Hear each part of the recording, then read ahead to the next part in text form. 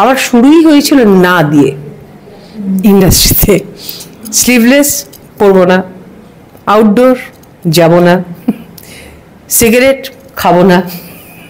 পরে অবশ্য আমি এরকম করেছি, এই নয় যে চরিত্র যেটা ডিমান্ড করেছে ডেফিনেটলি সিগারেট খেয়েছি। কেউ যে আমাদের ইন্ডাস্ট্রিতে, সরি আমি এই কথাটা বলছি, এই ওয়ার্ডটা আমি ইউজ করছি, এখানে কিন্তু রেপ হয় না। এখানে হচ্ছে দুপক্ষ যদি ইয়েস হয় যে তুমি কিছু পেতে গেলে কিছু দিতে হয়, যে প্রচলিত একটা কথা নাকি আছে, নাকি না আছে শোনা, তো তোমার এটা পাওয়ার দরকার কি? তোমার যদি কিছু দিতেই হয় যেটা তুমি দিতে চাও না, তুই যাবি না, তোর তো এখানে সব শেষ, তোর তো ক্যারিয়ার শেষ। তখন বলছি আমি এখানে ক্যারিয়ার গড়তে আসিনি, যদি সেটাই আমার শেষ হয় তাহলে শেষ। দেখিস পরে তুই ভুগবি। কত আর্টিস্টরা বসে আছে বাড়িতে, তাদের কাজ নেই, তারা স্বইচ্ছায় ছাড়েনি, তাদের ডাকুন।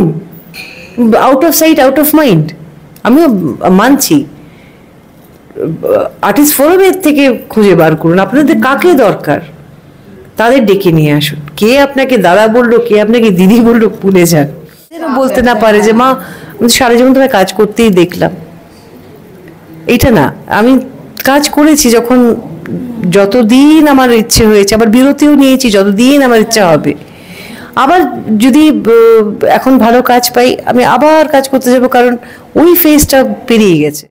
জাস্ট আমি একজন অভিনেত্রী হিসাবে রিকোয়েস্ট করছি যে আমরা একটা গ্রুপিজমে না গিয়ে যাকে দরকার তাকে নাও, যাকে দরকার তাকে নিন। আমার ওকে দরকার, এই রোলটাতে ফিট করছে। আমাদের সঙ্গে আজকে এই মুহূর্তে যে মানুষটি আছেন তাকে বহু মানুষ খুঁজছেন, আমিও খুঁজেছি, এবং হঠাৎ করেই ভাগ্যক্রমে আর কি সামাজিক মাধ্যমে তাকে খুঁজে পাওয়া এবং তার সঙ্গে যোগাযোগ। আপনারা বুঝতেই পারছেন দেখে, একই রকম মুখ, সেই ব্যক্তিত্বময়ী চেহারা যেটা আমরা দেখে এসছি পর্দাতে। অনেক কাজ করেছেন তিনি, কিন্তু যেটা মানুষের মনে বারবার থেকে গেছে, এক আকাশের নিচে অনিতা, এবং আরো অনেক নাম আছে, একাধিক নাম, একাধিক চরিত্র। ইন্দ্রাণী দি আমাদের সঙ্গে আছেন, ইন্দ্রাণী মজুমদার। দিদি কেমন আছেন? আগে নমস্কার, আমি ইন্দ্রাণী বাসু আর ইন্দ্রাণী মজুমদার। আর কেমন আছি? ভালো আছি, খুব ভালো আছি। এই যে যেটা বললাম খোঁজ, অনেকে, আমি একটু আগে জিজ্ঞাসা করছিলাম যে সামাজিক মাধ্যমে আপনাকে বহু মানুষ খুঁজেছেন, যিনি কোথায় গেলেন, এনাকে দেখতে পাই না কেন, সেটা আপনি কখনো দেখেছেন? যেরকম আমার ফেসবুকে যারা বন্ধু বান্ধব আছেন, আমার এক্সটেন্ডেড ফ্যামিলি মেম্বার্স, এবং হ্যাঁ যেরকম তোমার মতো মিষ্টি মানুষরাও জিজ্ঞেস করছেন কেন নেই। প্রথম কারণ হচ্ছে যে আমি নিজেই স্বইচ্ছায় বলেছিলাম যে আমি 2 বছর কাজ করব না। তখন আমার ছেলে, ও তখন ক্লাস ওই মানে কোভিডের জাস্ট 2 বছর আগে আর কি, তারপরে কোভিড চলে এলো, মানে 2 বছর ওখানে, তারপরে কোভিড চলে এলো, এবং তারপরে ইন্ডাস্ট্রির সাথে মানে আমার যোগাযোগ থাকলেও ধীরে ধীরে যোগ কমতে থাকলো। একটা কারণ হচ্ছে আমি তো টেলিভিশনটা অফ করে দিয়েছিলাম, আর হচ্ছে আমি কাগজটা নিই না। আমার বহু বছর বাড়িতে টেলিভিশন নেই এবং কাগজ নেই, যে জন্য আমি ওনাদের মন থেকেও হয়তো হারিয়ে যেরকম গেছি, দোষ আপনাদেরও নয়, সেরকম আমারও মন থেকে অনেকেও মানে হারিয়ে গেছে, সেটা আমারই দোষ, কারণ আমি সব বন্ধ করে দিয়েছি বাড়িতে। এটা খুব সচেতন ভাবে যে পেপার বা টিভি কোনোটা নেই এই সময় দেয়, সত্যি এটা বেশ। হ্যাঁ, এটা অনেকেই শুনে খুব চমকে ওঠেন অর্পিতা, যে টেলিভিশন নেই কেন। টেলিভিশনটা আমার জাস্ট সেই সময় মনে হচ্ছিল, আমি যখন বিরতি নিয়েছি তাহলে পুরোপুরি প্রপারলি বিরতিটা নিয়ে অন্য, আমি যেরকম লিখতে ভালোবাসি, আমার নিজের ছোট শর্ট স্টোরিজ, তারপরে আমি একটা ফিকটিশিয়াস ক্যারেক্টার করছিলাম ক্ষমতা, হয়তো এটা বিরাট কিছু না, কিন্তু এটা আমার করতে খুব ভালো লাগে, যেটা আমি নয় রিয়েল লাইফে, যেরকম আমি অন্যান্য ক্যারেক্টার্সগুলো করি ঠিক সেরকমই। তারপরে আমার যে জিনিসগুলো আমি এত বছর ধরে করে আসতে পারিনি, ভালো প্রপার কোয়ালিটি আর কোয়ান্টিটি টাইম আমার বরকে, আমার ছেলেকে, দিতে পারিনি। 18 ঘন্টা 19 ঘন্টা এক টানা কাজ করে গেছি, মানে বাড়িতে কেন ফিরছি সেটাই বুঝতে পারতাম না। জাস্ট কয়েক ঘন্টার জন্য ভোর 3:30টার সময় প্যাক আপ হচ্ছে, দূর দূরান্ত, মানে কোথায় কাজ হচ্ছে তাও বলতে পারবো না, বহু দূর কাজ। এখানে প্যাক আপ মানে আমি বাড়ি ফিরছি হয়তো ভোর 5টার সময়, আবার কল হচ্ছে 7টা 7:30। কেন এলাম বাড়িতে, তখন সেটা মনে হচ্ছে। মানে কার সঙ্গে দেখাও হতো না বোধহয় ঠিক না, আমার কর্তাই শুধু জেগে থাকতেন, মানে যেহেতু উনিও এই ফিল্ডের, উনিও তো এই ফিল্ডের, সেই জন্য উনি বুঝতেন যে আমার ভাগ্যিস উনি এই ফিল্ডের। মানে আমি শুনেছি অনেকের নাকি এইসব নিয়ে খুব প্রবলেম হয়, কিন্তু বিশ্বাস করুন যে আমাদের ফিল্ডটা এরকমই যে কখন যাব হয়তো সেটা জানাতে পারি, কিন্তু কখন ফিরবো সেটা আমরা জানাতে পারি না, আমরা অক্ষম। তো যে কারণেই আমার এই বিরতি আমি নিয়েছিলাম। আর ডেফিনেটলি আমি নিজেকেও দেখতে চাই আবার পর্দাতে, ভালো স্ক্রিপ্ট পেলে তো ডেফিনেটলি, ওয়াই নট। দিদি, শেষ কাজ যদি বলা, যেটার পর আপনি সিদ্ধান্ত নিলেন, সেটা কোন কাজ এবং কতটা মানে মনে জোর লেগেছিল যে এত বছর ধরে কাজ করে আসা, যেহেতু যদিও স্বেচ্ছাই নিয়েছিলেন তবু একটা ভালো লাগার জায়গাতে তৈরি হয়েছিল? না না, ভীষণ, মানে Arpita, to be very honest, খুবই দেখো জায়গাটা তো, এটা আমাদের জন্য কিন্তু মন্দির, একটা কাজের জায়গাটা একটা মন্দির হয়। তো মানে এরম বলছি না যে আমি মেন পুরোহিত ছিলাম, আমি ছেড়ে এসেছি, আমি ছাড়িনি। মানে ছেড়ে দেওয়ার কোনো আমার মনে হয় না যে মানে আমি ছেড়ে দিতে পারি। কেউ ছেড়ে, যে কোনো বয়সে ঢোকা যায়, যে কোনো বয়সে বিরতি নেওয়া যায়। এখন কাজ পাচ্ছি না বললে মিথ্যে কথা বলা হবে, যেরকম ওটিটি প্ল্যাটফর্ম টাচ করে এসেছি, দেখি এসেছি, মানে এরম নয় যে আমি একেবারে কিছুই জানি না যে ওটিটিটা কি, ও মাই গুডনেস মি, তার জন্য টাচ করে আসতে হবে। তো একটা দুটো কাজ তো করতেই হবে তোমাকে। তো ভালো স্ক্রিপ্ট পেয়েছি, আমি ওটিটিও করে এসেছি। তখন যদি কেউ বলে যে এই ক্যামেরা কি, ওই ক্যামেরা কি, হ্যান কি ত্যান কি, অন্তত আমি কিছুটা জানি। এরকম নয় যে আমি একদম কিছু জানি না, আমি বহু বছর ছোড়ায় হাম ও গলিয়া, এরম কিন্তু নয়, আমি যে কোনো মুহূর্তে আবারও প্রকট হতে পারি। এখন এই যে আউট অফ টাচ, মানে কেউ যোগাযোগ রাখে, মানে নাকি আপনি রাখেন না, নাকি কেউ রাখেন না, কোনটা? মানে আমি সেটাই আর কি জানতে চাই, যেহেতু এত বছরের একটা সম্পর্ক। না না, যোগাযোগ, ব্যাপারটা হচ্ছে অর্পিতা, যোগাযোগ, আমি না বেসিক্যালি মিশুকে, তো এখন যোগাযোগটা আমি কখনই মনে করি না যে তুমি আমাকে ফোন করলে না তাই আমি তোমার সাথে যোগাযোগ রাখবো না। তো এটা আমারও কোথাও মনে হয়, হ্যাঁ, দু হাতে তালি বাজে। তো আমি নয় যদি ইনিশিয়েটিভ নিই, খুব কি ছোট হয়ে যাব? একদমই সেটাই বলছি যে আমি অনেক সময় ফোন করে আমি খবর নিয়ে নিই, আমার সিনিয়রদের খবর নিই, আমার সমবয়সী বা আমার সাথে, মানে আমার সহকর্মী, তাদের আমি ডেফিনেটলি খবর নিই। বা ভালো খবর পেলে, যেহেতু আমার টেলিভিশন নেই এবং কাগজ নেই, আমি খবর যখন পাই আর কি, তো তাদের আমি ভালো কাজ করছে যখন শুনি, বা আবার নতুন করে ফেরত এসছে, কাজ হয়তো বা পাচ্ছিলেন না সবাই, তো আর না আমি এখন একটুখানি কাজ করব না কয়েক বছর, এরকম তো বলেন না, হয়তো কাজ পাচ্ছিলেন না, মনক্ষুণ্ণ ছিলেন, এখন তারা আবার নতুন করে কাজ করছে। তাদের আমি সবসময় কংগ্রেস জানাই, এবং তাদের সাথে আধ ঘন্টা হলেও গল্প তো হয়েই যায়। এবং হ্যাঁ, ইনিশিয়েটিভটা আমি আমার তরফ থেকেই ম্যাক্সিমাম সময় আসে। একদম, মানে সেটা ছোট হওয়া কখনোই নয়, বরং অন্যের সঙ্গে যোগাযোগ রাখা মানে নিজেরও খানিকটা হ্যাপি থাকে, যাদের সঙ্গে ইচ্ছে করে অবশ্যই, যাদের সঙ্গে ইচ্ছে। হ্যাঁ হ্যাঁ হ্যাঁ, ডেফিনেটলি। আর কথা হচ্ছে যে হাত বাড়ালেই তো বন্ধু। আমি যদি আমার হাতটা কেমন করে গুটিয়ে রাখি আর বলি না না এরম নয়, আমার সাংঘাতিক ব্যাপার, আমি দারুণ একটা জিনিস, তোমরা নয়, হাতটা খোলো, তখন তো আরেকটা হাত আসবে, সেটাই। ইন্ডাস্ট্রি থেকে বন্ধু পেয়েছেন দিদি? যেহেতু প্রতিযোগিতা প্রচুর, মানে এখন আরো বেশি, প্রচন্ড বেশি এখন, তো সেক্ষেত্রে আমি আপনাদের সময় কথাই বলছি যে বন্ধু পাওয়া মন থেকে, যে কাজটা আছে ঠিক আছে, হেলদি কম্পিটিশন সব সময়ই থাকে, ছিল, আছে, থাকবে, তার পাশাপাশি বন্ধু পাওয়া মনের মতো, হ্যাঁ, বহু বন্ধু আমার ইন্ডাস্ট্রিতে। কারণ আমি মনে করি যে যে কাজটা আমার জন্যে তৈরি সেটাই আমি পাবো, আর যে কাজটা আমার জন্য নয় সে কাজটা আমি হাজার শত চেষ্টা করলেও পাবো না, অথবা আমি ওইটার পিছনে কখনো ছুটিই নি। তো আমি এতটাই লাকি বলবো, যেরকম বরঞ্চ ডিরেক্টররাই আমাকে বলেছেন যে ইন্দ্রাণী তোমাকে ভেবে এটা লেখা। আজকাল এইসব কথা শোনা যায় কিনা আমি জানি না, কিন্তু আমি যতদিন কাজ করেছি আমি ততদিন শুনেছি যে এই ক্যারেক্টারটা তোমাকে ভেবেই লেখা, তুমি কিন্তু না বলো না। তো এটা একটা বিরাট বড় পাওনা। তো এবং লেখা, এবং সেই লেখাগুলো এত ভালো, সেটা না বলার কোনো প্রশ্নই আসতো না।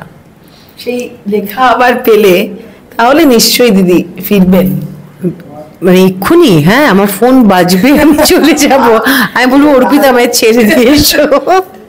দারুণ সুখবর এটা, কিন্তু এই যে ফেরার কথাটা বললেন এটা ভালো লাগলো। কিন্তু যেটা বলছিলাম, মানে আপনার এত কিছু গড গিফট, এটা আমার মনে হয় কাজটাও তাই, মানে অনেকে অনেক পরিশ্রম, অনেক অডিশন, পরিশ্রম তো করতেই হয়েছে, অভিনয়টাই তাই, কিন্তু তবুও মানে ওটাও মানে গড গিফটেড আপনার পাওয়া, আপনি এটা বলছেন। হ্যাঁ, টু বি ভেরি অনেস্ট, আমি অনেকের অনেক স্ট্রাগলিং, মানে স্ট্রাগলের কথা শুনেছি, কিন্তু সেই অর্থে আমায় কিন্তু কিছু করতে হয়নি অর্পিতা।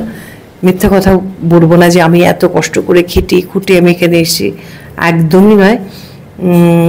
আমি কেমন করে যে এখানে এসেছি সেটা আমার, আমি তাহলে আপনাদের সাথে একটু শেয়ারই করি। আমার এক বান্ধবীর একজন পাঞ্জাবি, এখন তো মহিলা, সেই সময় আমরা সবাই তখন জাস্ট মানে ওই 17-18 আর কি। তো ও কোথা থেকে, ওর ভীষণ ইচ্ছে ছিল এই প্রফেশনে আসার। আচ্ছা, হ্যাঁ, আমাদের মতন স্পষ্ট বাংলাই বলে, ভীষণ সুন্দর দেখতে, তো না আসার কোনো কারণ ছিল না। তো আমার আবার এই প্রফেশনে কিছু বুঝতামও না, জানতামও না, দেখতামও না, তা আমি কিছু জানতাম না। তো বললো আমি একা যাবো না, তুইও চল। আচ্ছা, হ্যাঁ, তো ওর সাথে আমি গেছিলাম অডিশনে। আমি বাইরে বসেছিলাম যে কিছু হলে আমি আছি, হ্যাঁ মানে আমি কিছু হলে আমি আছি আর কি, এরকম ব্যাপার। মানে বান্ধবীর সাথে যাব না, এটা হতেই পারে না। তো আমরা খুব মানে কি বলবো, খুব ক্লোজ বন্ধু। তো এবার যখন ওর টার্ন এলো, তো চাই না, আমি খুব দুশ্চিন্তায় ছিলাম, আর আমি ম্যাগাজিনে কনসেন্ট্রেট করার চেষ্টা করছিলাম। মিনিট 10-15 মধ্যে দরজা খুললো এবং বললো, এই তুই ভেতরে আয়। অনুযায়ী আমাকে ডাকলো। আমি না নিশ্চয়ই কোনো গন্ডগোল, আমি পুরোপুরি প্রিপেয়ার্ড। কিসের জন্য আপনারা বুঝতেই পারছেন, মানে যদি আমার বন্ধুকে কোনোভাবে কিছু দুঃখ দেওয়া হয়েছে বা অন্যরকম কিছু, আমি মারবো, এরকম প্রিপেয়ার্ড ছিলাম। তো ভেতরে যাওয়ার সাথে সাথে বললো যে আমরা না আপনাকে সিলেক্ট করেছি। আর মানে আমাকে সিলেক্ট করেছে মানে মানেটা কি? আমার বান্ধবী এখানে এসে ওকে সিলেক্ট, ও এসছে ওকে সিলেক্ট, আমি দেখছি ও খুব খুশি, আমার বান্ধবী শ্রাবিনী, ও খুশি। বলছি এটা তোর মানে তুই কর, আমি খুব খুশি হব। আর তার মধ্যে কোনো দুঃখ টুকু কিছু না, আমি অবাক। সত্যি এরকম? হ্যাঁ, গুডরিক টি, ওটা ফার্স্ট আমার অ্যাড ছিল। তো সেই মানে সাথে সাথে যে করেছি সেটাও না, আমি বললাম যে আমি কত টাকা আপনারা দেবেন, স্ট্রেট। তো তখন বললেন যে এই টাকা, নাম যে দূর, এই টাকা তো আমার মালি পায়। সত্যি যা টাকার বললো সেটা সত্যি মালি পেতেন।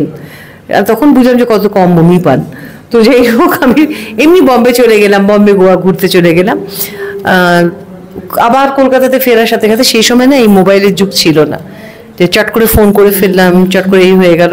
তো খুব ঘুরে টুরে আসার পর আমি দেখি যে বাড়িতে পরপর ফোন আসছে, এবং যথারীতি পেমেন্টও বাড়িয়ে দিয়েছেন সব হ্যান ত্যান, এবং গুডরিক টি দিয়ে শুরু। সেই যুগে না একটা, সেই যুগে বলতে অত বছর আগের কথা বলছি, এইভাবে আসা। তারপরে আমি র্যাম্প মডেলিংও করেছি, র্যাম্প শো করেছি। বললাম না, না মানে মেঘনা চাইতেই বৃষ্টি। তো ওখানে র্যাম্প শোতে যে কোনো কম্পিটিশন, সেটা আমরা কেউ জানতাম না। আমরা জাস্ট ওখানে সবাইকে হেল্প করছিলাম তাড়াতাড়ি যাতে যেতে পারে। এবারে হঠাৎ লাস্ট যখন শেষ হয়ে গেল, তখন বললো ইন্দ্রাণী তুমি যাবে না। কেন? আমি যাবো না মানে? বললো না না, না, তুমি তো শোটা জিতেছো। শো জিতলাম মানে আমরা সবাই একসাথে করলাম কাজ, তো ওটা বোধহয় চাইতে হয়েছিল। তো এলাম, তো আমি পুরো ব্ল্যাঙ্ক হয়ে গিয়েছিলাম সেই সময়টা। আমি জানতাম না সেই সময় যে এটা আমি ফার্স্ট প্রাইজের কোনো মানে কোনো কম্পিটিশনই নেই এখানে। আমরা সবাই সবাইকে হেল্প করেছি এবং তাতে বাদবাকিরা দেখলে খুব খুব খুশি। তাদের যে মনোজ হয়ে যাওয়া, আমি অবাক ছিলাম যে তাহলে আমরা বরঞ্চ গিফটটা, বন্ধু ভাগ্য আমার খুব ভালো। কিরকম তোমাকে পেলাম, বয়সে ছোট হলে কি হবে, ভাগ্য ভালো। Thank you. কিন্তু না, অবাক লাগছে যেখানটাতেই মানে বলে না যেখানে হাত দিচ্ছেন সেটাই শোনা হয়ে যাচ্ছে, সেটা বোধহয় কাজের ক্ষেত্রে আপনার। আমার কাজের ক্ষেত্রে হ্যাঁ, আমি খুব লাকি ছিলাম। ইনফ্যাক্ট বলি, যখন আমার 16 বছর বয়স, তখন আমি অলরেডি সঙ্গীত বিশারদ সার্টিফিকেটটা আমি পেয়ে ডিস্টিংশন নিয়ে পাশ করেছিলাম। এখন এক বর্ণ গাইতে পারবো না, কারণ আউট অফ প্র্যাকটিস। হ্যাঁ, এবার আমি একটা মেয়েকে গান শেখাতে শুরু করি সেই সময়। আমার ভাগ্যটা কিরম ভালো তুমি দেখো, যে মেয়েটি গান শিখতে আসে আমার কাছে, অদ্ভুতভাবেই মানে ওকে শেখাবোটা কি, সারেগামা পাধানিসা যে বলার সাথে সাথে যে মেয়েটি একদম সুরে বলতে পারছে এবং সারেসা সারেগা রেসা এটা বলে, সেটাও সে বলে দিয়ে ক্লাসিক্যাল দিয়ে তো শুরু করছি। ওর গান শুনে মুগ্ধ। আমার ভাগ্যটা ভালো, মানে আমার স্টুডেন্ট ভাগ্যটাও ভালো আছে। আমার যারা স্টুডেন্ট বা যে স্টুডেন্ট আর কি, সেও অসাধারণ। তার পেছনে যে ভীষণ খাটতে হয়েছে বা কিছু, নাথিং লাইক দ্যাট। তবে এত ক্ষেত্রতে মানে আপনি কাজ করেছেন, যে গান, অভিনয় এবং আরো অনেক কিছু আছে, কিন্তু আমার মনে হয় আপনি খুব পারিবারিক একজন মানুষ। মানে সবচেয়ে আমাদের পরিবারটা ফার্স্ট প্রায়োরিটিতে থেকেছে আপনার। হ্যাঁ, এটা সবসময় একটা হয় না যে একটা কথা বলি অর্পিতা, দেখো এখন আমি এখানে বসে আছি আমার দর্শক বন্ধুদের সাথে, তোমার সাথে আমরা সময় কাটাচ্ছি। যেই এটা শেষ হয়ে যাবে, কোথায় যাব? আমি তো আমার পরিবারের কাছেই যাব, তাই না?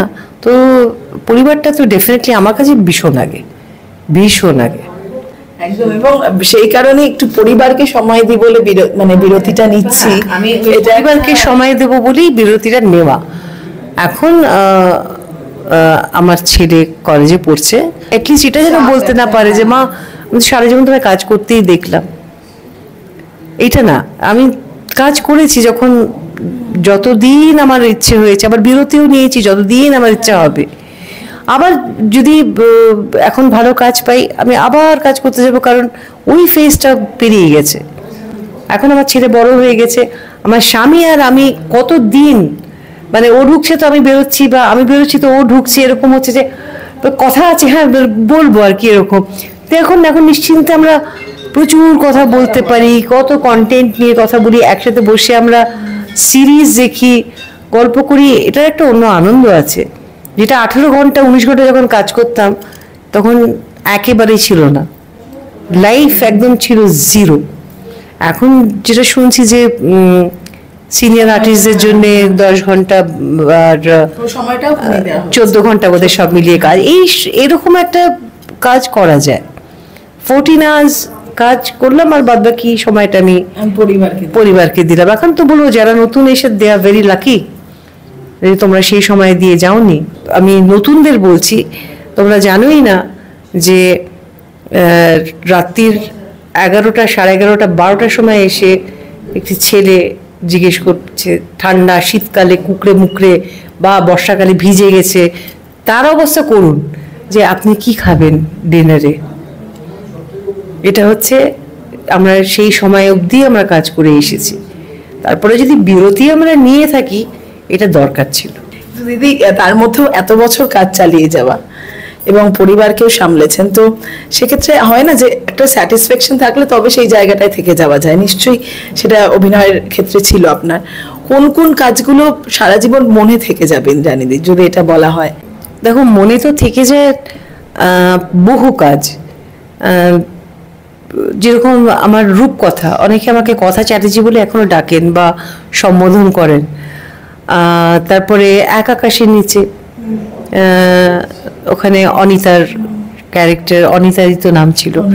তো ঠিক এরকম বহু মেগা সিরিয়াল করেছি। একটা আমি ডেফিনেটলি আমি নিজে বলতে চাই, মোহিনী বলে একটি সিরিয়াল আমি করেছিলাম, যেখানে আমি আইপিএস একজন পুলিশ অফিসারের পার্ট করেছি।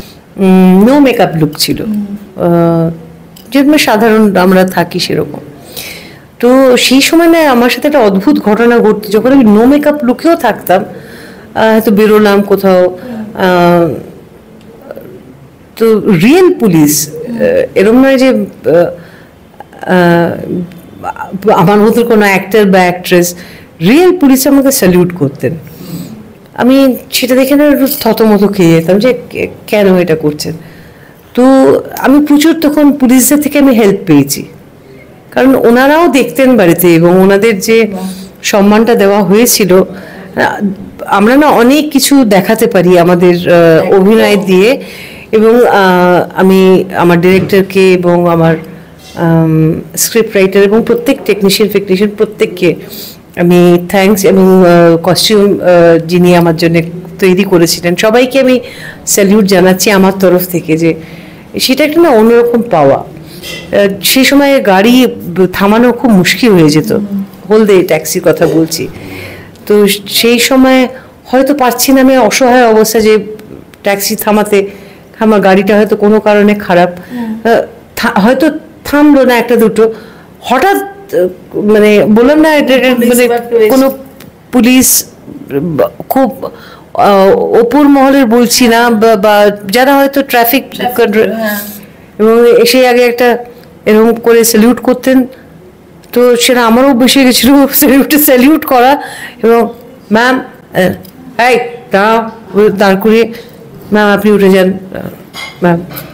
তো ওটা আমার জন্য অনেক বড় ব্যাপার ছিল। তো আমার আমার রোড সেন্স কম, এটা ফ্যাক্ট, এটা যে আমি সব রাস্তা চিনি না। তো খুব ভয় ভয়ে আছি, একা একা আসছি, আর আমি দেখছি লুকিং মিরর দিয়ে বারবার আমার দিকে তাকাচ্ছে ট্যাক্সি ড্রাইভার।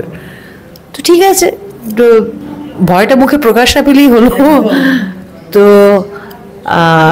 অবশ্য সে সময় ওই মোটোরোলা মোটা মোবাইল চলে এসেছিল, বললাম একটাই উপায় হচ্ছে ফোনে কথা বলা। এখন ভাই শোন, অমুক যে জায়গায় ধরা হয়েছে না, কি বললি পাওয়া যায়নি কয়েদিটাকে, আরে ঠিক আছে চল আমি তুলে নিচ্ছি, আমি যাকে পাবো তুলে নেব।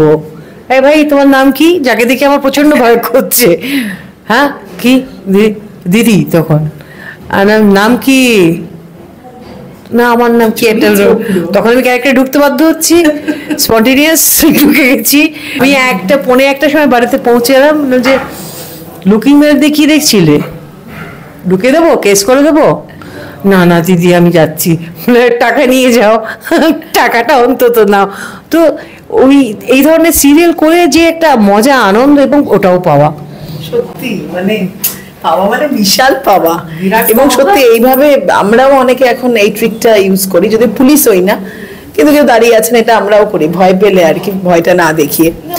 ভয় সেই সময়টা রিয়েলি ভয় পাচ্ছিলাম, কারণ সেই সময় না অত রাত্রিরে।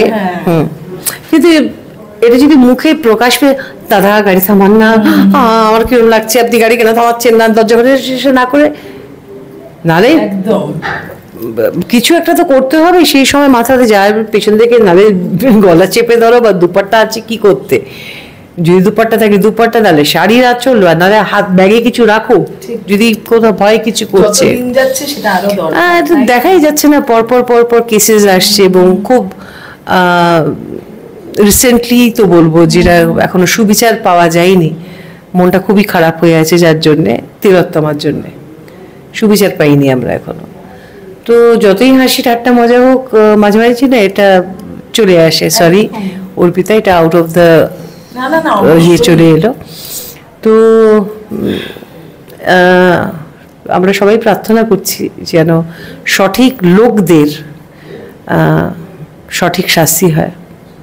ঠিক, এটা এটা আমরা সকলেই অপেক্ষায় আছি, এবং এটা বারবার আলোচনায় আসা উচিত, আমাদের ভুলে যাওয়া উচিত নয়। এটা খুব আমার মনে হয় এটা বোধহয় কেউই আপনারা ভোলেননি, যে আমরা যে এই সুবিচারটা এখনো পাইনি। তো আমরা কিন্তু সবাই অপেক্ষা করছি, তাই না? আমার মনে হয় সবাই বোধহয় একমত হবে। এটা তো ভুলে যাওয়ার মতন ঘটনা নয়। এরকম হয়তো আগামী ইয়েতে হতে পারে, পরেরতে হতে পারে, কিন্তু আমাদের সতর্ক করা নিজেদের ছেলেকে, মেয়েকে, পুরো সমাজকে। তার জন্যে আমরাই তো যারা পেরেন্টস, আমি বলছি অর্পিতা, আমাদের উচিত, আমার যেরকম ছেলে আছে, আমি আমার ছেলেকে সেই শিক্ষায় বড় করছি। যাদের মেয়ে আছেন বাড়িতে, ছেলেও আছে মেয়েও আছে, তারা চিরমভাবে সেই ট্রেনিং দিন এবং তাদের চেষ্টা করুন যাতে তাদের একটা নিজের মধ্যে যেন একটা ব্যাপার থাকে যে তাকে অ্যাপ্রোচ করতে বা তাকে কিছু বলতে লোকে দুবার ভাববে। আর অঘটন তো অ্যাক্সিডেন্ট আলাদা, এটা তো অ্যাক্সিডেন্ট ছিল না, এটা ছিল সামথিং প্রি প্ল্যান্ড। যতটুকু আমি দেখো, আমার বাড়িতে টিভিও নেই, আমার বাড়িতে কিছু নেই, কিন্তু আমার একটা ফোন আছে যেখানে কিন্তু নিউজ ফিড আসে, সেখান থেকে যতটা জানতে পারছি জানি, যতটা বলতে পারলাম। যদি আমার কোথাও ভুল হয়ে থাকে আমাকে শুধরে দেবেন কিন্তু প্রোটেস্ট করতে থামবেন না। এটা মনে করিয়ে দেওয়ার মানুষের সংখ্যারও বাড়া উচিত। কিন্তু এই বিষয়ে একটা কথাই যাবো দিদি, এই যে মি টু মুভমেন্ট আপনি নিশ্চয়ই শুনেছেন। টলিউডে বলছি, টলিউডে বিভিন্ন জায়গায় একটা সময় শুরু হলো যে অ্যাপ্রোচ করার জন্য বাজেভাবে কাস্টিং কাউচ, বিভিন্ন কথা আর কি। বিশেষ করে আমাদের ইন্ডাস্ট্রি নিয়ে কথা হয়, কিন্তু আসলে এটা প্রত্যেক জায়গায় আছে, নিজেদের বাড়িতেও আছে। নারী পুরুষদের মলেস্টেশন আর কি যেভাবে করা হয়, দু ক্ষেত্রে আমি বলছি। কোনোদিন আপনাকে ফেস করতে হয়েছে? দেখো, সত্যি কথা বলতে গেলে আমাদের ইন্ডাস্ট্রিতে এই যে কাস্টিং কাউচ কথাটা আমি শুনেছি, কিন্তু আমি কোনোদিন এরকম কিছু অফার, অদ্ভুত কিছু পাইনি। হয়তো বা সেটা আমার বডি ল্যাঙ্গুয়েজ, বা হয়তো আমি অত্যন্ত স্পষ্ট বক্তা, বা আমি যেভাবে নিজেকে, আমার শুরুই হয়েছিল না দিয়ে ইন্ডাস্ট্রিতে। স্লিভলেস পরবো না, আউটডোর যাব না, সিগারেট খাবো না। পরে অবশ্য আমি এরকম করেছি, এই নয় যে চরিত্র যেটা ডিমান্ড করেছে, ডেফিনেটলি সিগারেট খেয়েছি আমি। যেরকম আউটডোর যাব না নিয়ে একটা বিরাট কাণ্ড হয়ে গেছিল, আউটডোর যাবে না, আমরা ভালো লোক। ডিরেক্টর বলছেন আমি তো ভালো লোক, আমার সাথে তো আমার বউ যাচ্ছে, তুমি কেন যাবে না? আপনিও ভালো, আপনার বউ ভালো, সব আমি বাজে, আমি যাবো না। তারপরে অনেকে বললো, হায়দ্রাবাদে যাওয়ার একটা বিরাট হিরিক উঠেছিল সেই সময়, হায়দ্রাবাদে কাজ হবে, কলকাতায় নাকি আর কাজ হবে না। রামোজির, হ্যাঁ রাইট, থ্যাংক ইউ অর্পিতা।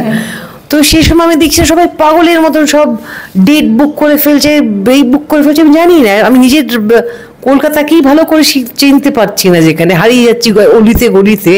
তো সেখানে আমি রামোজির ওখানে গিয়ে কি করব, আমার কলকাতা। তো আমি তখন বললাম তোরা যা, তুই যাবি না, তোর তো এখানে সব শেষ, তোর তো ক্যারিয়ার শেষ। তখন বলছি আমি এখানে ক্যারিয়ার গড়তে আসিনি, যদি সেটাই আমার শেষ হয় তাহলে শেষ। দেখিস পরে তুই ভুগবি বলে যারা চলে গেল। এবং তারপরে তারা হাউ মাউ করে যখন কাঁদতে কাঁদতে, তখন তো আমার খোলা মানে সব ডিরেক্টরের, তুমি যাও নি ইন্দ্রাণী, তুমি যাবে না তো, মানে বিরাট আনন্দের ব্যাপার তাদের কাছে। কেন না, আমি হায়দ্রাবাদে যাব না, প্লিজ যেও না, আমরা তো আছি আর তুমি আছো, ব্যাস, এই আর কিছু দরকার নেই। তো আমি তখন মানে নিঃশ্বাস ফেলে সময় পাচ্ছিলাম না সেই সময়টা। এখানে তো ফাঁকা ফাঁকা মাঠে গোল, এরপর গোল দিয়ে যাচ্ছে, আমাকে ক্ষমা করুন, এ তো অন্যায়, মানে কোনো ন্যায় অন্যায়ের ব্যাপার নেই, তোমাকে ভেবেই লেখা, এবার শুধু তোমাকে ভেবেই লিখছি ইন্দ্রাণী, এবার দেখে নিচ্ছি আর কি কি হতে পারে। এটা ওটাও তো বললাম না, আমি বললাম কয়টা ব্যাপারে আমি খুব লাকি, ওই যে ডিসিশনটা আমি যদি ভাবতাম সত্যি আমার ক্যারিয়ারটা শেষ হয়ে গেল, আমি বলে তো দৌড়ে, ওরা ট্রেনে যাচ্ছে আমি প্লেনে করে চলে যাই। ওইটা যে মনে হয় সবসময় ওই ট্রেন্ড দেখে দৌড়িও না। হ্যাঁ, মানে সবাই যেদিকে এগোচ্ছে আমাকেও এগোতে হবে, দৌড়তে, তাহলে এমন দৌড়বো সবার আগে গিয়ে পৌঁছবো, হয়তো গিয়ে দেখলাম ওটা ডেড এন্ড, সবার আগে পৌঁছে।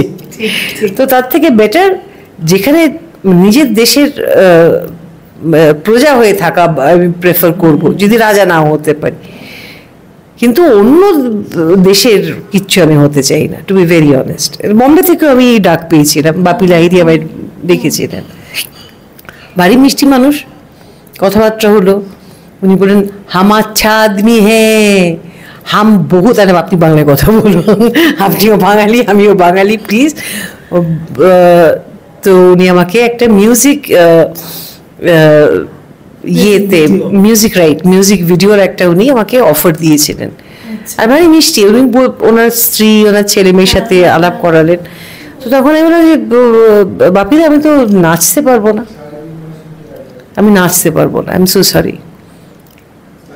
ভাই কোরিওগ্রাফার থাকবে, কোরিওগ্রাফার নাচ ভুলে যাবে, আমি নাচবো না, নো ম্যাটার হোয়াট। না মানে না, নো ম্যাটার হোয়াট। কিন্তু হ্যাঁ, আমি একজনের নাম সাজেস্ট করেছিলাম, আজকে নাই বা বললাম নামটা, এখন একটা পোস্টে আছে আমার বান্ধবী, আমি ওর নামটা সাজেস্ট করেছিলাম আর ও কাজটা করেও ছিল, খুব ভালো কাজ করেছিল। দিদি, এই যে না বলা, না বলতে শেখা উচিত, এটা বারবার এখন বলা হয়, না বলা, এবং আপনি আপনার সিদ্ধান্তে খুব রিজিড ছিলেন, যেটা আগেও বলছিলাম, এবং আমি এটা করবো না মানে করবো না। সেক্ষেত্রে তো তাহলে মানুষ কি ভুল বুঝতো, বা অনেক কাজ হাতছাড়া তো হতোই নিশ্চয়ই, যেটা আপনি ভাবেননি, ভুলও কি বুঝতো যে এত না বলে, এত না ওরকম। এই যে দেখো, না দিয়ে শুরু হচ্ছে। হয়তো বা যারা ভুল বোঝার তারা হয়তো বুঝেছেন, আমি জানি না, আমার মনে হয় না। কেন বলছি যে আমি কিন্তু কাউকে গিয়ে বলিনি যে আমাকে এই রোলটা দিন না প্লিজ। তো আপনি এসে আমার দরজায় নক করছেন, তো আমি দরজা খুলেছি। এবার আপনি জোর করে যদি কিছু বেচতে চান, বা যদি যে জিনিস আমার দরকার নেই, আমি না বলবো না। আমার কথা হচ্ছে সেটাই। আমি যদি আপনার না, আমি তো বললাম না, এখানে আসাটাই আমার অদ্ভুতভাবে আসা। আমি যা পেয়েছি অদ্ভুতভাবেই পেয়েছি। আমি কখনো এরকম কোনো বিকৃত নোংরা মানুষের, এই যে casting couch and all that stuff, যার অটে কিছু তো বটে ডেফিনেটলি, তার মধ্যে কি শুধুই কাস্টিং কাউচের দোষ, নাকি একতরফার? সব সময় তো হয় না। আর কেউ যে আমাদের ইন্ডাস্ট্রিতে, সরি আমি এই কথাটা বলছি, এই ওয়ার্ডটা আমি ইউজ করছি, এখানে কিন্তু রেপ হয় না। এখানে হচ্ছে দুপক্ষ যদি ইয়েস হয়, যে তুমি কিছু পেতে গেলে কিছু দিতে হয়, যে প্রচলিত একটা কথা নাকি আছে, নাকি না আছে শোনা, তো তো তোমার এটা পাওয়ার দরকার কি? তোমার যদি কিছু দিতেই হয় যেটা তুমি দিতে চাও না, তোমার তো পাওয়ার দরকার নেই। এটা আমি কিন্তু বলছি যাদের, তারা হচ্ছে তোমরা যারা জুনিয়র, আমি তোমাদের বলছি, যা কিছু পেতে গেলে কিছু দিতে হয়, মানে তার ফার্স্টে বুঝিয়ে দিচ্ছেন ভদ্রলোক বা ভদ্রমহিলা, তো সেই কাজটা তো করার দরকার নেই। সসম্মানে আমার কিছু, মানে কিছু পেতে গেলে কিছু দিতে হয়, তারপরে আপনি বলছেন, যদি বোকা সাজতে চাও তাহলে এটা বলো যে ঠিক আছে, আমি কাজটা পেতে চাই, তার জন্য আমি অত্যন্ত ভালোভাবে খাটবো এবং পরিশ্রম করব, আমি এই দেবো। একদম, এর বাইরে কিছু বলারই নেই, বা ওখান থেকে স্ট্রেট হেঁটে বেরিয়ে চলে যাও, একদম, এর বাইরে কিছু করার নেই। এই দৃঢ়তা বোধহয় আমাদের প্রত্যেকের খুব থাকা উচিত এখন। এবং যাই হোক, দিদিকে অনেক কথা বলালাম, অনেক কথা শুনলাম। অর্পিতা, তোমার সাথে কথা বলে এত ওপেনলি কথা বলেন আপনি, আমার এটা খুব ভালো লাগলো, এবং কোনো রাগঢাক নেই বোধহয়, মানে যেটা না না, আমার যেটা আমি এরমই তো। আর আমি আপনাদের খুব ভালোবাসি। হ্যাঁ, আপনি কি করে এই দেখুন ভদ্রবেলা এক্ষুনি মিথ্যে কথা বললো না, কারণ আপনাদের জন্যই আজকে আমি এখানে বসে ইন্টারভিউ দিচ্ছি। আর আপনারা যদি আমাকে না ভালোবাসতেন বা না গ্রহণ করতেন, আমি বোধহয় পারতাম না। আর আপনাদের এতখানি বিশ্বাস ছিল বলেই কিন্তু আমাকে এতগুলো ডিরেক্টররা ডেকে ডেকে কাজ করিয়েছেন। তো সেই জন্য আপনাদের অসংখ্য ধন্যবাদ জানাচ্ছি। Thank you. শেষ করবো দিদি, শেষে প্রিয় অভিনেতা এবং অভিনেত্রী যদি বলা হয় টলিউড, আপনার সমসাময়িকও বলতে পারেন, আগে পরেও বলতে পারেন, যদি বলেন। উত্তম কুমার, একদম সুচিত্রা সেন। এটা আমি আমার মাকে আমি দেখেছি, অসম্ভব রকমের ফ্যান বলতে যেটা বোঝানো হয় আর কি, সরি, আমার মা বিরাট ফ্যান ছিলেন উত্তম কুমার আর সুচিত্রা সেনের। আর সেই সময় ব্ল্যাক অ্যান্ড হোয়াইটে, তো তখন অবশ্য আমি খুবই ছোট, তো একটা গ্রুপ ছিল যে উত্তম কুমার আর সুচিত্রা সেনের ফ্যান, তার মধ্যে আমার মা পড়তেন। আর আরেকটা গ্রুপও ছিল, সেটা হচ্ছে সৌমিত্র চট্টোপাধ্যায় আর আমাদের সুপ্রিয়াদির ফ্যান। তো আমি না এদের সাথে কাজ করেছি বলতে, আমি সৌমিত্রদার কথা বলছি আর বেনদির কথা বলছি। তো এদের দুজনের আমি আলাদাভাবে ফ্যান, আমি ফ্যান এনাদের আলাদাভাবে, কিন্তু পুরো মানে মানুষ টু মানুষ আমি যেহেতু কাজ করেছি, মানে একসাথে কাজ করেছি, একসাথে খাওয়া দাওয়া, বিনোদী রান্না করে নিয়ে এসছেন, শুধু মুখ থেকে বেরিয়ে গেছিল বিনোদী তোমার হাতের রান্না খাবো, ব্যাস। এবং সাথে সাথে খুব মানে এরকম করে ডেকে আয় তোর জন্য নিয়ে এসছি বলে প্রচুর রকমের রান্না এবং অসাধারণ রান্না। তো সেইটা না একটা অন্য রকমের ভালো লাগা, ভালোবাসা, বিশ্বাস, কত গল্প। আর সেই সব, সেটা আমার পার্সোনাল ভালো লাগা। আমি অ্যাক্টিংয়ের কথায় যদি যাই আর যদি তাহলে কিন্তু সেই উত্তম কুমার অ্যান্ড সুচিত্রা সেন। আর ভালোবাসার কথায় আমি যদি যাই, সেটা কিন্তু পুরোপুরি বেনদি আর সৌমিত্রদা, মানে 1 to 1 একদম। শেষ করবো দিদি, আপনি বললেন কাজে ফেরার ইচ্ছা আবার রয়েছে, ভালো স্ক্রিপ্ট এলে টেলিভিশন বড় পর্দা নাকি ওয়েব সিরিজ, কোনটা মানে কোনটায় আপনার ইচ্ছা নেবেন? ওয়েব সিরিজ এখন এত ভালো ভালো হচ্ছে না অর্পিতা, যে ইটস ভেরি টেম্পটিং। আমি বাংলার কথা বলছি না, সরি, অত উৎসাহিত হওয়ার কিছু হয়নি। আমি হিন্দি আর ইংলিশের কথা বলছি, কারণ বারবার আমি ওটা দেখি, যখন বাংলাগুলো দেখি তখন আমার একটু কষ্টই হয়। তবে সেই জন্য আমি রিকোয়েস্ট করছি, যারা এই সিরিজগুলো বা এত ট্যালেন্টেড এখানে আমাদের আর্টিস্টরা আছেন, একজন দুজনের নাম দিলে 5 জনের নাম আমি বলতে ভুলে যাবো, সেই জন্য আমি কারোর নামই নিচ্ছি না।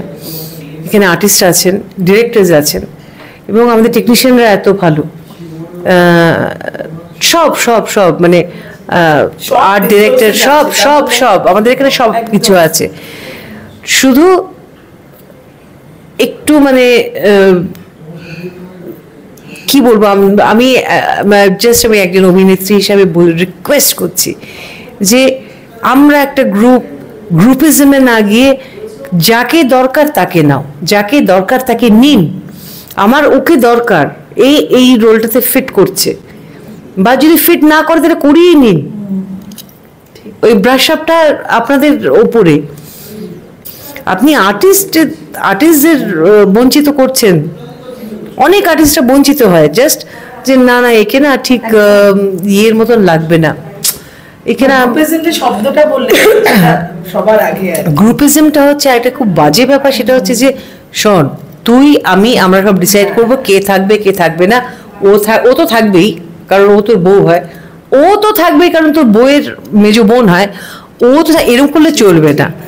এখানে সেই সময়টা ভুলে যেতে হবে। খুব একদম এটা খুব রুড হয়তো শোনাবে, কিন্তু আমি সত্যি কথা বলছি, এইখানে আমার প্রাণের বন্ধু বলে হবে না।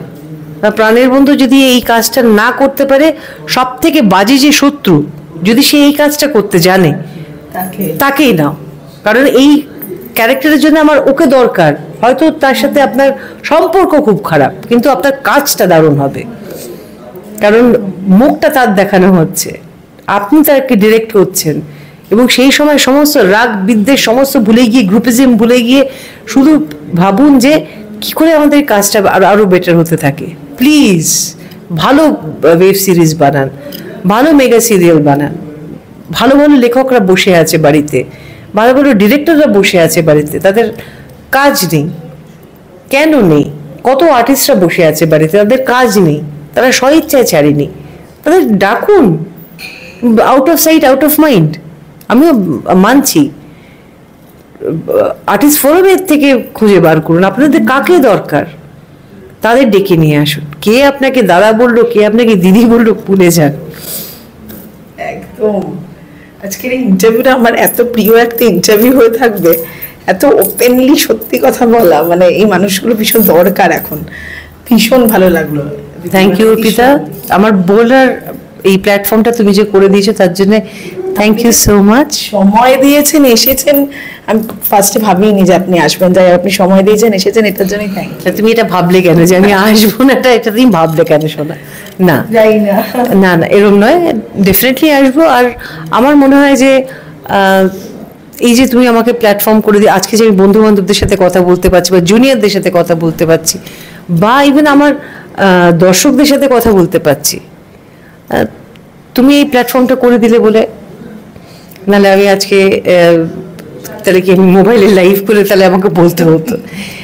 তার থেকে আমার মনে হয় যে এটা অনেক বেটার প্ল্যাটফর্ম অর্পিতা, যেটা তুমি আজকে আমাকে দিয়েছো। Thank you so much. আর আশা করব তুমি যারা স্পষ্ট কথা বলতে ভালোবাসেন এবং যাদের মধ্যে কোনো অত রাগ রাগ ডাক ডাক গুড় নেই এবং বলবেনও, তুমি তাদেরও ট্যাপ করো প্লিজ। এটা আমার তোমার কাছে একটা রিকোয়েস্ট রইল। একদম নিশ্চয়ই চেষ্টা করবো। খুব ভালো লাগলো তোমার এই শোতে এসে। Thank you so much Arpita. Thank you দিদি, আমারও ভীষণ ভালো লাগলো কথা বলে। আপনি ভালো থাকুন এবং এরপর নতুন চরিত্র নিয়ে যেন আমরা কথা বলতে পারি, এটুকুই চাই, তাই না? আপনার একদম একদম একদম, একটা ভালো চরিত্র আপনারা লিখুন। আমি কোনো লবিতেই পড়ি না, অতএব সবাই মিলে, সবাই আপনারা আলাদা আলাদা নানান রকম চরিত্র লিখুন। এটা ঠিক করে যে আমি ওকে এই চরিত্রে ভাবছি ইন্দ্রাণীকে, তুই ভাবিস না, তুই অন্য ক্যারেক্টারে ভাব, এরকম ভাবে আপনারা একটা লবি করুন। মানে আমাকে নিয়ে বলছি না, সবার সকলকে নিয়ে বলছি, সবাই কাজ করুক, সবাই কাজ পাক, সবাই খুশি খুশি কাজ করুক, মন মেরে কাজ কখনো হয় না। আপনাদেরও জানাচ্ছি অসংখ্য ধন্যবাদ। আর আপনারাও ভালো থাকবেন, দেখা হবে খুব শিগগির সবার সাথে। Thank you. Thank you.